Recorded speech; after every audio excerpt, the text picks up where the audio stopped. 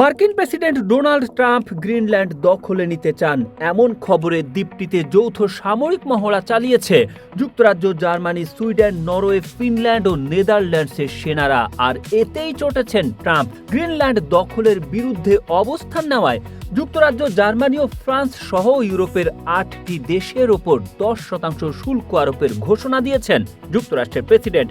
শনিবার নিজের মালিকানাধীন সামাজিক যোগাযোগ মাধ্যম ট্রুথ সোশ্যালে এক পোস্টে তিনি এ শুল্ক আরোপের ঘোষণা দেন। শুধু ঘোষণাই নয়, নতুন এ শুল্ক আগামী 1 ফেব্রুয়ারি থেকে কার্যকর হবে বলেও জানিয়েছেন ট্রাম্প। ইউরোপের মিত্রদের দিকে ইঙ্গিত করে ট্রাম্প ট্রুথ সোশ্যালে লেখেন, Denmark, Norway, Sweden, France, Germany, যুক্তরাজ্য, নেদারল্যান্ডস ও ফিনল্যান্ড অজানা উদ্দেশ্যে গ্রিনল্যান্ডে গিয়েছে এবং তারা অত্যন্ত বিপজ্জনক খেলা খেলছে। সম্ভাব্য বিপজ্জনক পরিস্থিতির দ্রুত অবসান ঘটাতে এই মুহূর্তে কঠোর ব্যবস্থা নেওয়াই উত্তম পন্থা মনে করেন মার্কিন প্রেসিডেন্ট। ট্রাম্প হুঁশিয়ারি উচ্চারণ করে বলেন, যতক্ষণ না পর্যন্ত যুক্তরাষ্ট্রকে গ্রিনল্যান্ড কেনার অনুমতি দেওয়া হবে ততক্ষণ ইউরোপের মিত্রদের উপর শুল্ক আরোপ ক্রমবর্ধমান হারে অব্যাহত রাখা হবে। ওই পোস্টে ট্রাম্প লেখেন, Denmark, Norway, Sweden, France, Germany, Netherlands, Finland ও যুক্তরাজ্য থেকে আমদানি করা সব ধরনের পণ্যের ওপর আগামী 1 ফেব্রুয়ারি থেকে অতিরিক্ত 10% শুল্ক আরোপ কার্যকর করা হবে।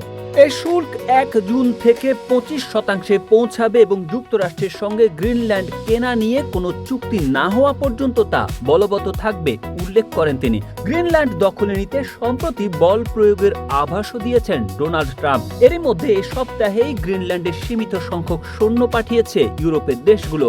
এরপরই ট্রাম্প হুমকি দিয়েছিলেন, গ্রিনল্যান্ড নিয়ে তার উচ্চাকাঙ্ক্ষার বিপরীতে অবস্থানে থাকবে যেসব দেশ তাদের উপর শুল্ক আরোপ করা হবে। এবার সেটা বাস্তবায়নও করলেন। ডেনমার্কের অধীনে থাকা আধা স্বায়ত্তশাসিত অঞ্চল গ্রিনল্যান্ডকে যুক্তরাষ্ট্রের নিয়ন্ত্রণে নিতে চাওয়া ট্রাম্প আরও বলেন, কয়েক শতাব্দী পর ডেনমার্কের সামনে সময় এসেছে গ্রিনল্যান্ড ফেরত দেওয়ার। বিশ্ব শান্তির ঝুঁকির মুখে চীন গ্রিনল্যান্ড চায়, আর ডেনমার্ক সেটি ঠেকানোর জন্য কিছুই করতে পারবে না। Tarek Ahmed, Asia post.